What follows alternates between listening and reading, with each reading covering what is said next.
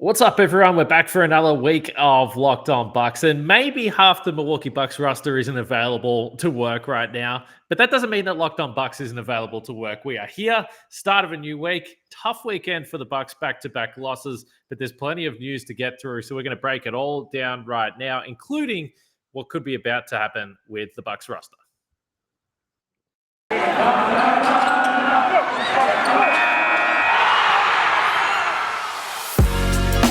You are Locked On Bucks, your daily Milwaukee Bucks podcast, part of the Locked On Podcast Network, your team every day.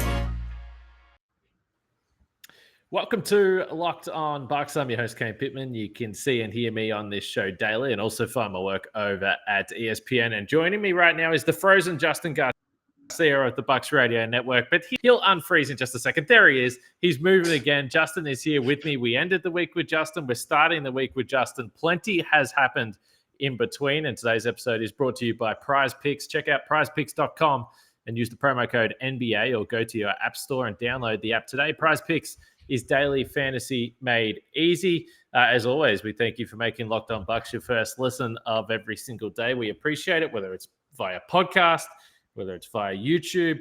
We all love it, but if you haven't checked out YouTube, make sure you jump on. At least hit subscribe, even if you're only going to watch one video a week or whatever it may be.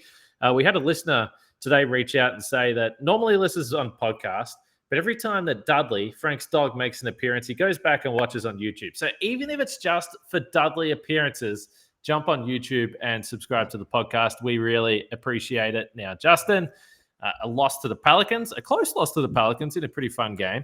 A loss to the Cavs in not so much a fun game. That one was a bit of a disaster. More roster stuff going on there. Bud used a baseball reference post-game for that Cavs game. Do you have that on hand? I know you were listening to it. How did he describe this Cavs game? Yeah, it was a bullpen game where you just basically you take all your relief pitchers and they got to, you're getting us through 9 innings. And that's basically what the gist of it was. It was, it was really interesting going into the game because we know how much this team under Bud has really looked out for player conditioning and player health, and back-to-backs, especially with their veterans. It's not anything that we typically see the Bucks just say, okay, here we go.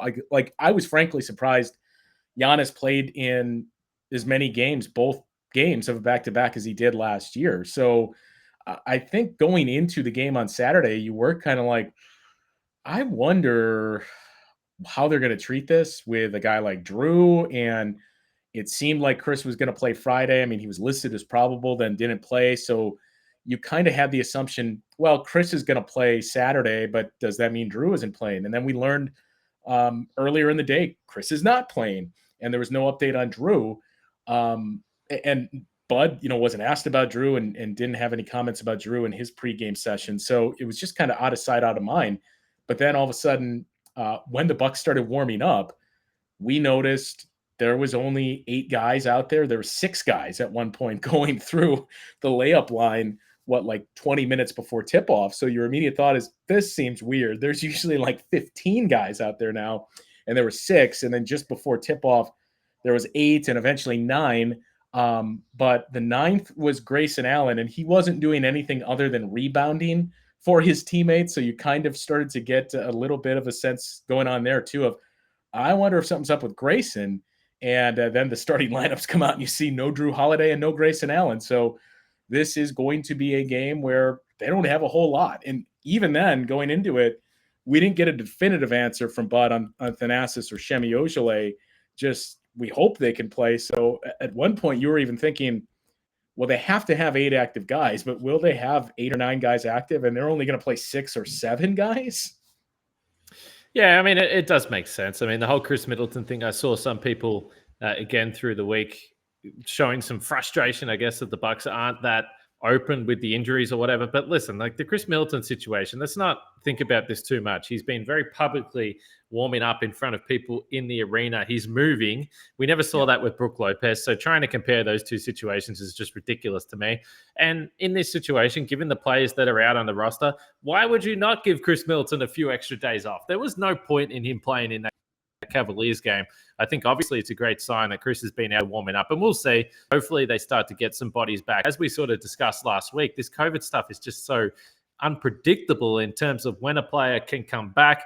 Out of all these guys, Dante West, Giannis, Bobby, we don't know when they're going to clear the protocols and be able to come back and play.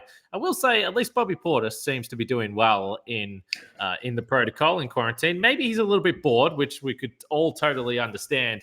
But nonetheless, he seems like he's feeling pretty good, which is the most important thing with all these guys. We hope they are feeling healthy. But there has been tweets just as we started recording this in regards to some of the rules that have come out this season when it comes to replacement players. We discussed it the other day. Is the NBA going to shut down? To me, it still doesn't make a lot of sense unless you're going to significantly change the rules for what the players can do. You're going to go into a bubble. Again, for obvious reasons. We've heard players that have just been in the protocols and they're saying, I'm not going back to a bubble. I refuse. They're going to have a really, really hard time pushing that through with the Players Association. So for that reason, that is why I think the league won't shut down. And of course, I'm not completely ignoring the fact that there's money at stake here as well, despite the fact that fans are paying for these tickets where they're seeing, G League squads at NBA prices. So it's not fair. None of this is perfect. I totally understand it.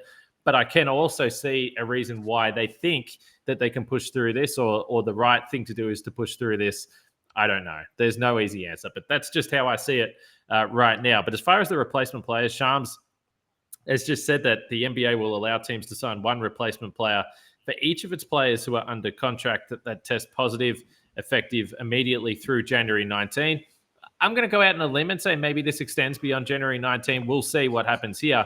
But then he additionally said if there's 2 positive tests on the roster, they will be required to sign one. For 3 positive tests, 2 replacement signings are required. And for 4 positive results or more, 3 hardship signings are required, which, Justin, to me, that means the Bucks, by the definition of this rule, would be required to sign 3 players, I think.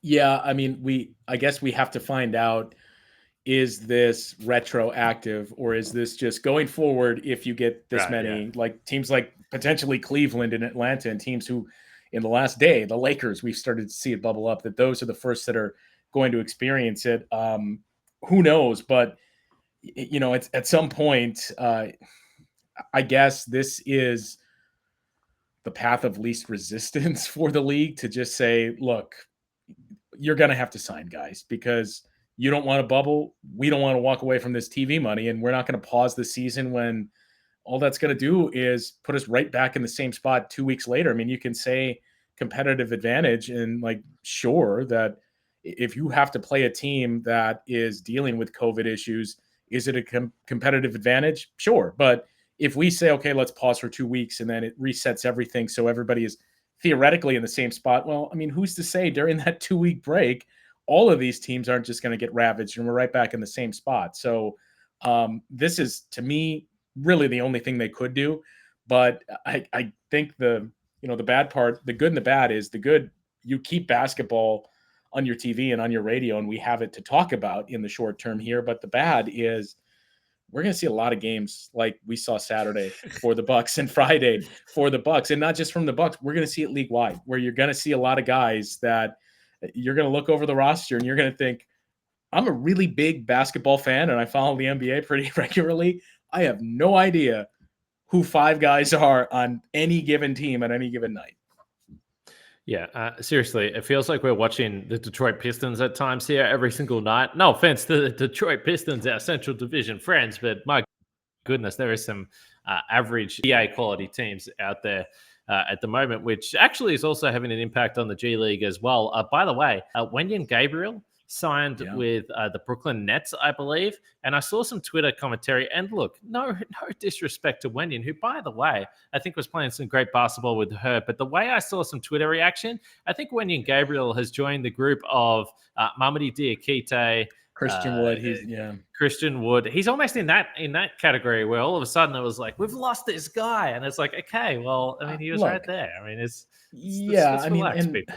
I mean, oh, by the way, we all remember Wenyen Gabriel 2 years ago and his run that he had in the bubble with the Portland Trailblazers. And I'm not saying players can't grow and get better year to year. I mean, especially young guys, you should. But when I saw all the commentary earlier this season, even before he signed with Brooklyn on Wenyen Gabriel, and man, the Bucks are really, missing it here by not signing him. Like, are we talking about the same guy here? It's, I've always said, and by the way, we do the same thing with players on this roster as well. So I love it. It's just, but it doesn't mean that I can't have a laugh about it. When you're watching a really good team like the Bucks are, you do get excited about these random G League now that or we say bench that, players, role players. Now that we say that, Wenyen Gabriel is going to come out and post like 4 double-doubles and look like the second coming and all of a sudden be a two-way machine for the Brooklyn Nets, a double-double machine. Well, that's because he's basically playing on a G League He's one of the team. only ones playing. Yeah. Alongside the legendary Patty Mills. But anyway, we've got plenty more to get through on this show. But before we get there, I do want to talk about Jrue Bill. Because, listen, we've all been in this situation before where you subscribe to something and the business makes it very difficult for you to get out of that subscription. So don't let greedy corporations pocket your money. Download Jrue Bill to take control of your subscriptions. Jrue Bill is a new app that helps you identify and stop paying for those subscriptions you don't need, want, or simply forgot about. On average, you can save up to $720 a year with Jrue Bill. And like I said, these companies, they're not making it easy for you. So Jrue Bill makes it incredibly simple. Just link your accounts and Jrue Bill will cancel your unwanted subs in one tap. And your Jrue Bill concierge is there when you need them to cancel unwanted subscriptions so you don't have to do it. So just don't fall for these scams. Start canceling today at truebill.com/lockedonnba. Now that's truebill.com/lockedonnba. It could save you thousands a year. That's truebill.com/lockedonnba. As always, we thank you for making Locked On Bucks your first listen of every single day. The Packers had another win today. I'm telling you, I wake up every Monday and people are just losing their minds over the special teams of this Packers roster team, whatever you want to call it, but they keep on winning. So shout out to the Packers fans that are probably waking up happy. Maybe it wasn't the best weekend for the Bucks, but it was a nice weekend for the Packers. So let's go to a couple of interesting points. We're not going to break down these games bit by bit because it's just kind of a pointless exercise at this point. But the one game that Jrue Holiday did play, 40 points. We've been speaking about the offensive output of Jrue Holiday over the last couple of weeks here because he really has turned it up. And the one thing that we've seen from Jrue Holiday consistently since he's become a Milwaukee Buck is that when Giannis in particular isn't on the floor, Jrue Holiday really is able to expand his role and become more of a scoring threat. And again, I don't have an issue with the fact that he plays his role when Giannis is the team. In some ways, it's so unique that the Bucks have these star players that can do that. But it is nice to know that he can be a guy that can take over a game. But I want to talk specifically about the last possession here. And again, in regulation that was. And again, this was a talking point on Twitter, and it always is. And I think it's fascinating. The Bucks didn't call a timeout with seconds left on the clock. By the way, Jrue Holiday looked like he was ready to set up a couch, have a little snooze with about 6 seconds left on the clock. Didn't even get the shot off, which was just absolutely absurd. But did you have any issues in general with the idea of not calling a timeout? No, not really. I mean, especially, well, I take that back. I mean, overall, no. The only reason why I would have, I guess, been fine with it if Bud did do it is the biggest difference in this and other situations where we've seen Bud say, just go ahead and, play through and don't give the opponent a chance to game plan something is the teammates that were on the floor with Jrue at that time weren't, guys that you have that chemistry you do with a Chris and a Giannis and Brooke even. And it wasn't the same group. So if you wanted to make a case for calling a timeout, to me, that's it. But I just like going ahead and playing through. Now, that being said, it was a little jarring that I had to look back at the clock a couple of times when you saw how long Jrue was taking out there on the perimeter and thought there was 6 point whatever it was left on the clock, right? This wasn't 16 seconds that he had. But, I was fine with it. You just need better execution late from Jrue Holiday. 6 seconds and he started taking an afternoon stroll. Back. I was like, what the hell is going on here, man? And by the way, Jrue Holiday is always a pretty casual looking player. That's the way he plays. So in my head, I was like, well, maybe he knows what's up here. And then he did just get the shot off late. So thankfully he did knock it down because that would have been a shame for him on a night where he was on fire. If he had to hit that and it didn't count, it would have been disappointing. In general, the one thing that I just find funny about it is that if you don't make the shot in that situation, and again, it's in that situation, he had such a spectacular night, but in that situation, it was Jrue Holiday's fault that the shot didn't get off there. Like, it's no one else's fault that he didn't get the shot up. That was just whether it was a mental lapse or judgment call, whatever it is. Again, he had a spectacular night, so I'm not going to get too upset about it. But that right there, it is not Bud's fault. And I think his explanation that keeping the defense a little bit unsettled maybe did make some sense, particularly because of the reason you suggested with the guys that were on the floor there. But the other point to that is I remember countless times where we've had the conversation where the Bucks have taken a timeout and the sideline out of bounds plays to get a final second shot have been atrocious. So it's not like the Bucks are rolling with a really strong track record here. Well, they've been atrocious, and the other, out of timeout plays you can think of that have worked for the Bucks, obviously the Giannis game winner against the Hornets, and we saw that at least once last year too, and then Chris Middleton, which feels like it's been a 50% success rate in the corner as well. But neither of those two guys were on the floor. He'll get a shot. Yeah, he'll get a shot, but unless he travels like he did in Utah. But neither of those two guys were on the floor, so it was basically, what are we even doing out of the timeout here, Jrue? Just see if you can figure something out to make it happen. Yeah. And again, I actually did tweet after the game because it was a career high. Still something that I've still got a bone to pick about the fact that I had the same thing trip me up. Yeah. I mean, I don't understand how. So you were technically right. We both sort of were, but you at least tweeted career high. I tweeted first career 40-point game for Jrue and then saw, no, because the playoffs exist for a title, but they don't exist in any other fashion in the NBA. So never mind. Just so stupid. I mean, I've actually never had it. And people, the listeners can let us know how they feel about this, whether it's on YouTube or wherever you can get in touch with us. But I've always found it very strange that the points and stats in the playoffs don't count either, because when we talk about the greatest players of all time, it always comes back to championships and it always comes back to what they did in the playoffs. And then you don't include any of the stats that they have in the postseason. That makes no sense to me at all. It's just very strange. And the fact that Jrue Holiday has had a higher point total in a playoff game, but they still call this a career high, is just very bizarre to me, because he had a higher scoring game on a far bigger stage than a random Friday night in New Orleans with nobody playing. Yeah, it was when he ate Damian Lillard's lunch, and I think that was the clinching game too in that 4-game sweep where he just dominated in that series. So I'm with you where I don't get why these don't count. And playoff games, if you want to separate the really good from the great, like you said, that's part of it. And also the level of competition goes up, and you're doing it in a much different, more difficult setting that should count. So I guess this is our subtle petition to the league too. Let's just start to incorporate playoff numbers into career numbers as well. And I'm sure that there will be people that will come up with good reasons why they don't, and then you're not penalizing someone for for not being having a really that good playoff 82 game player. Yeah, I guess I don't know. I mean, or players that are loyal to one franchise, for instance, and then haven't played a lot of playoff time. I don't know. Whatever. I just think the separate. It's just weird to me.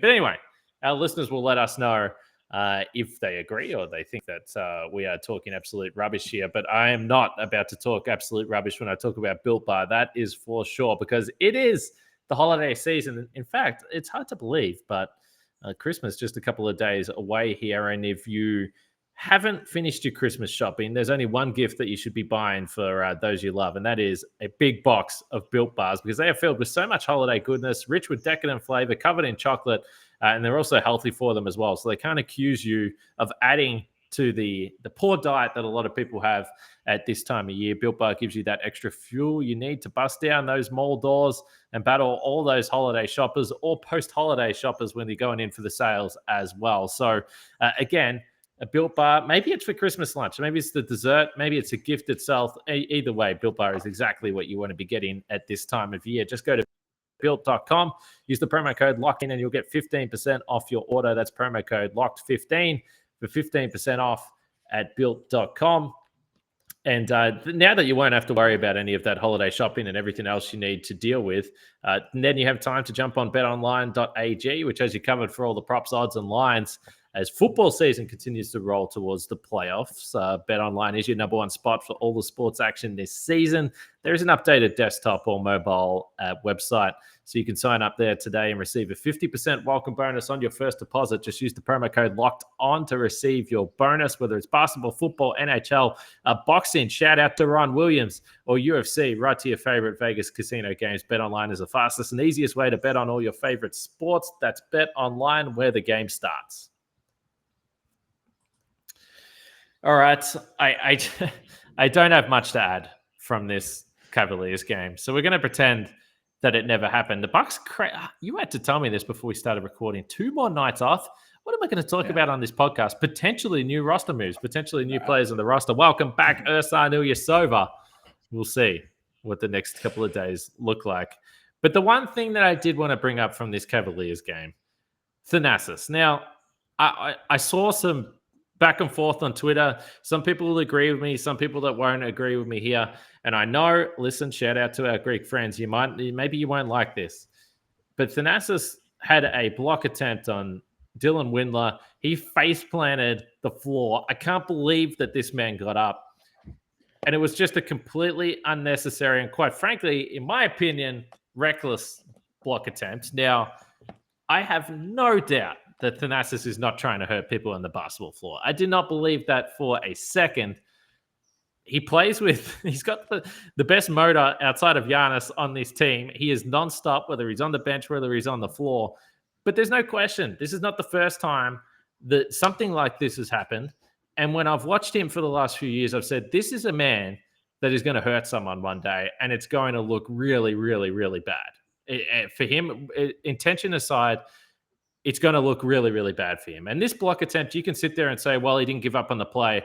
Fine. But when I look at Giannis, when Giannis has these chase down blocks, it's finesse, it's timing. It's not dangerous. He gets his body out of the way. There's never really any danger that he's going to hurt someone. Thanasis was the complete opposite. And I saw some people on Twitter saying, well, he didn't actually make too much contact with him. Windler just slipped off the rim. I'm sorry, but when you're in the air, it takes very little contact. And if you look at the angle that Thanasis jumped at this attempt, it was right at the body. And it's just very dangerous. And I always say this to people, if you disagree with me, that's totally fine. But just think, I guarantee you, if that was Giannis that face planted the floor, Twitter would have absolutely exploded with this being one of the dirtiest plays of all time. I'm not accusing Thanasis of being dirty, but there's no question he's reckless. And I do watch him when he's making plays like this, thinking that there is going to be a time where he's going to really hurt someone. And I don't want him to do that. We love Thanasis. I don't want him to be in a situation where something like this happens and looks really bad for him. Yeah, it's I don't even know what the right analogy is, because there's no malicious intent behind what he's doing, but at the other side of the coin is, like, you got to be smart about it. Like, what are we trying here? And he didn't give up on the play speak is one thing, but also, I mean, it's difficult for Bucks fans, especially because Giannis has made many highlights the last couple of years from these chase down plays and not giving up. But as you pointed to, I mean, he knows the timing and he is more precise with that. But still, I think the NBA has to do a better job of protecting guys once they're airborne too, because we're just seeing too much between that and charges. And it happens a lot with the charge too, where it's a safety risk and it's charges, it's chase down blocks. Thanasis does a lot of it where you're putting guys at risk. And Dylan Windler, I too could not believe he got up. I mean, you knew it was a nasty fall. And then when we did actually see the replay, because Thanasis was actually kind of shielding our view a little bit, where you could just see trouble was about to happen when he was getting closer, and it kind of shielded the total impact. And when I saw the replay, I couldn't believe that Dylan Windler was able to get up on his own and walk off and seemingly appear fine as he walked off into the tunnel. But intent or not, it's a dangerous play. And, you know, like you said, if somebody did that, not even Giannis, to somebody on the Bucks, we would be screaming it's a dirty play, and that needs to be a flagrant too. So it's something that I'd really like to see reeled in from Thanasis, but it's just how he is. That I think we've pointed to a lot of that stuff with point Thanasis, and we saw a couple of heat check threes from Thanasis last night where there's a couple of those things that you say, all right, you can do it once, but let's kind of reel that in. And it's the same with those chase down plays of, okay, if you have a good line on it, sure, but like this can't be every fast break. Thanasis is just coming full speed ahead and reckless and just trying to do whatever he can to make sure it's not an easy two. Yeah, the important point that you made is that it does come from a really good place because A, he wants to be on the floor. B, he will do literally whatever he can to try and help the team. But yeah, I mean, I think it does, even if it's not the intent, it just appears reckless, and it makes me uncomfortable when I see him charging behind someone because I'm like, oh my goodness, what is about to happen here? And Bucks fans should know that was the same end of the floor, I believe. Was watching that Andrew Bogut obviously went down again in an incident that was far less reckless than anything Thanasis did yesterday, and we saw how that ended up. It doesn't take much. Again, we don't want anything like that happening to Giannis, but quite frankly, we don't want it happening to any player. So it was just uncomfortable. It just made me uncomfortable to see that. I had to mention that for sure. So the Bucks will have the Rockets again in a couple of days. And of course, as we continue to look ahead to Christmas Day, we don't know who's going to be available. We certainly hope that Giannis is going to be out on the floor, but the clock is ticking. There's no doubt about that. And the Celtics themselves have got a COVID outbreak as well. So who knows what is going to happen here over the next few days. As we mentioned, of course, the Bucks might have some new players temporarily added to the roster here in the next couple of days. If they follow through on these rules, they definitely will. So by the time we podcast tomorrow, we'll be able to discuss whoever joins the ranks here. And the one other point we should make, the one other note that Shams made was that two-way players previously with the 50-day limit with the main roster, that limit is gone. Perfect sense. Shouldn't be a limit anyway. If you've got a two-way player and you want them to come on the floor and play, you should be able to do it. I don't understand. It's been a silly rule anyway, so it makes perfect sense that they've scrapped that right now. Well, and look, I think obviously you want a different scenario to lead us here, but if there is a positive from this year it's for the G League, I think, in that this is giving the league the excuse that they needed to really take ownership, and I know they have it, but to really take ownership of that and transform that into a development system, much like you see in Major League Baseball with AA and AAA baseball, and turn this into an actual feeder system where there's more back and forth usage. And it's kind of like the taxi system that we saw MLB use with what, 3 players during the season last year. Now I think we're only 1 or 2 teams short of all 30 teams having their own G League affiliate. So there's no excuse to not do this. It's always been very ambiguous with the relationship there. I know the Bucks are very hand in hand with the herd, and most teams have that, but it's not universal. So there's no reason for this to not be a full developmental system and treated just like Major League Baseball uses their minor league system. Yeah, no question. And it's actually kind of funny now that you mentioned this, and we are going to wrap this pod up, but it is kind of interesting that and I think it'll eventually end up changing where teams like the Brooklyn Nets can't just come in and take the Wisconsin Herd player or whatever it is. If you have that feeder team, I think that you should be able to have the rights to those players.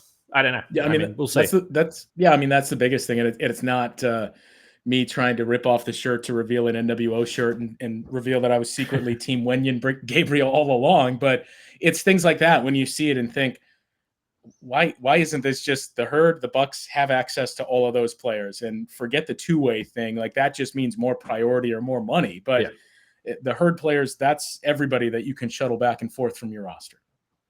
Yep, totally agree. All right, let's leave it there. We don't need to discuss these games from the weekend anymore because it wasn't all that much fun if you're a Bucks fan. But we'll be back tomorrow, a couple of days off before the Bucks play again, as I mentioned. Don't forget to check out the Locked On Bets podcast with your boy Q and handicapping expert Lee Sterling as well. If you're into that thing, those guys have got you covered. But as far as Locked On Bucks goes, hit us up with some feedback from whatever we discussed today. Unleash your rage on me about my Thanasis take if you absolutely need to. And in the meantime, we'll take it easy. We'll be back tomorrow for Justin and myself. We'll catch you guys.